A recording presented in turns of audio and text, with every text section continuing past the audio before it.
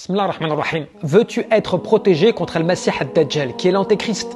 Cette personne qui viendra avec des épreuves extraordinaires, qui bouleversera le monde puisqu'il fera revivre le mort, guérira le lépreux, fera tomber la pluie, qu'il détiendra les fleuves, il se déplacera d'une vitesse importante sur terre. Bref, il arrivera avec des épreuves que les gens seront dans un scepticisme total.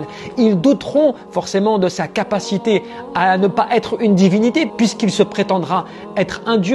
Son enfer sera un paradis et son paradis sera un enfer. Il va donc éprouver les gens et à cette époque-là, les personnes seront extrêmement tentées. On le voit bien déjà aujourd'hui, beaucoup de personnes pour des choses bien moindres que cela, et bien parfois ils croient en des choses, ils croient en des histoires qui n'ont aucun fondement ou bien ils croient en des personnes qui n'ont aucune preuve avec elles. Donc imaginez alors une personne qui vient avec des faits comme cela, aussi importants et aussi extraordinaires, qui bouleversera en fait justement la raison de la personne. Et cela sur la volonté d'Allah subhanahu wa ta'ala, afin qu'il constitue cette épreuve de la fin des temps. Et donc pour cela et pour ce qu'il représentera, le prophète alayhi salatu wa salam nous a demandé de rechercher protection contre lui. Et c'est pour cela que tu le fais déjà dans ta prière, dans ton tashahhud, lorsque tu recherches à chaque fois protection contre min fitnati al-Masih ad-Dajjal, contre les épreuves, les tentations d'al-Masih ad-Dajjal. Mais aussi, tu as un autre moyen très important et qui peut venir en renfort en plus chaque vendredi, c'est le fait que tu récites Surat al-Kahf.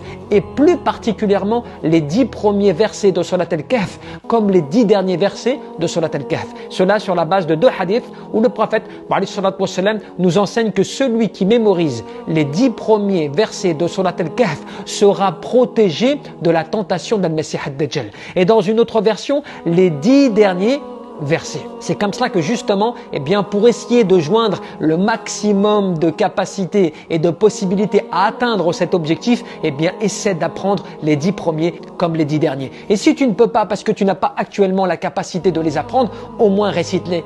Au moins récite Surat al-Kahf. Au moins adonne-toi à essayer de faire des efforts pour que tu puisses atteindre cet objectif. Ce n'est pas quelque chose de compliqué, c'est juste une question de volonté. Veux-tu ou pas? Aujourd'hui, nous sommes dans la négligence ou nous sommes dans la retenue de faire les choses véritablement. Mais si tu étais confronté demain à cette épreuve, forcément, tu regretterais de ne pas avoir mis tous les moyens nécessaires pour te protéger. Donc profitons, alhamdulillah, de toutes ces grâces et de cette facilité qu'Allah subhanahu wa ta'ala nous a accordé de nous protéger du mal. Wallahu a'lam, barakallahu fikum.